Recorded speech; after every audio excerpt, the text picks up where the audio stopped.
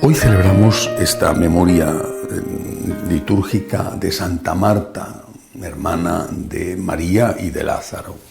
Una fiesta que nos invita no solamente a pensar en ella, sino en ese conjunto de mujeres que seguían a Jesús y que, según dice también el Evangelio, le asistían y le ayudaban, le sostenían con sus bienes. Este grupo de mujeres, entre las cuales por supuesto estaba Marta, estaba María, pero también hablan de la mujer de Juana, mujer de Cusa, superintendente de Herodes, el administrador de la economía de Herodes, por supuesto María Magdalena. Este grupo de mujeres eran muy valientes, era gente que no tenía miedo al qué dirá la gente. ¿Por qué? Porque en aquella época hacer lo que ellas hacían estaba muy mal visto, pero lo importante para ellas era amar a Dios, servir al Señor, a ese Señor que ellas creían ya que era Cristo antes incluso de la resurrección. Ellas creían en la divinidad de Cristo y por eso no les importaba lo que la gente pudiera decir. Lo que era importante para ellas era servir a Dios y servir a Cristo, que era Dios, que era el Dios hecho hombre y que necesitaba su ayuda. En el fragmento del Evangelio de hoy se ve precisamente cómo es fuerte y clara la fe de Marta. Cree en la resurrección y cree en que Cristo, como él mismo dice, es la resurrección y la vida. Cree en el Señor. Creo que eso es lo primero que tenemos que destacar de Marta y de las otras mujeres. Ellas tenían fe y tenían una fe más fuerte, más firme que los apóstoles. Creían de verdad en que Cristo era el Dios vivo. Lo creían porque la mujer tiene un don que el hombre no tiene en general. La mujer tiene el don de la intuición y el hombre necesita tener las cosas muy claras. Al hombre le cuesta muchísimo más creer. La fe es más difícil para el hombre que para la mujer. Una prueba clara y un ejemplo es el de Santo Tomás cuando dice: si no meto los dedos en el agujero de los clavos, si no toco con mis manos, no voy a creer.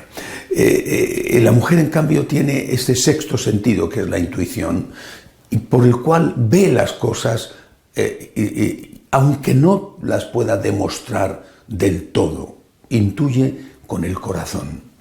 Repito, creo que esta es la primera cosa que tenemos que destacar de Marta y de las otras mujeres.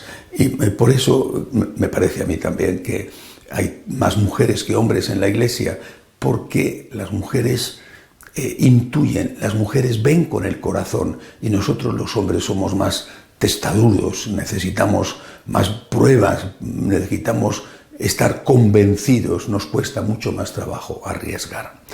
Otro dato del amor de Marta a Jesús y del amor de las mujeres es que, aunque tenían fe, esa fe no era solo una fe racional como suele ser la de los hombres. Era una fe que nacía de la intuición, pero que también se transformaba en afecto. Aquellas mujeres querían a Jesús de verdad. Y cuando también ellas pasaron la crisis del Viernes Santo, sin embargo, no se separaron de Cristo.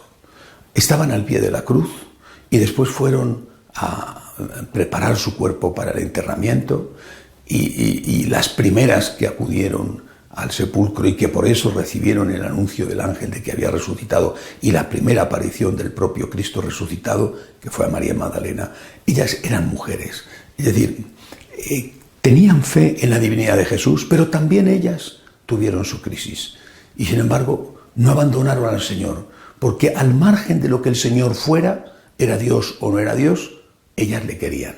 Y cuando hablo de amor no estoy hablando de sexo, que eso es lo primero que algunos piensan. Quizá lo piensan porque piensa el ladrón que todos son de su condición.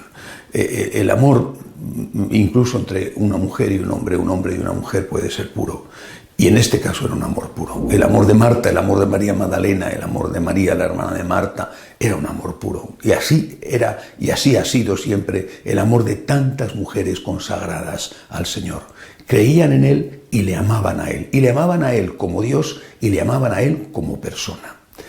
Luego, en el caso de Marta, hay un dato aunque no aparece en el Evangelio de hoy, que siempre recordamos. Es el Evangelio, el texto del Evangelio en el cual van a hospedarse a la casa y Marta se queja de su hermana porque no le ayuda con las cosas de la casa para acoger y servir a tantos invitados como habían ido, dado que el Señor iba acompañado siempre de sus apóstoles y seguramente de algunos otros amigos. Entonces siempre se recuerda lo de Marta. Marta, estás inquieta y nerviosa por tantas cosas. Posiblemente es verdad, es decir, era un ama de casa preocupada, que quería quedar bien y que quería además agasajar al huésped al cual quería y en el cual creía.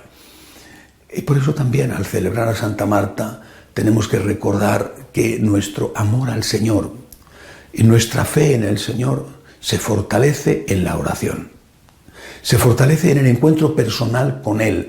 Por eso Jesús le dice, hablando de su hermana María, que lo que María está eligiendo no le será quitado por nadie. Sin esa comunicación, sin ese encuentro personal con el Señor, no se pueden hacer las cosas. Pero luego esas cosas sí que hay que hacerlas. Es decir, no se trata de que tengas una excelente relación con el Señor de tipo espiritual y después no ayudes al Señor en las cosas que el Señor necesita. Por ejemplo, cumpliendo tus obligaciones profesionales o familiares, con la limosna, con la compañía a la gente que está necesitada. La oración es imprescindible y es la raíz de la planta. Es lo primero.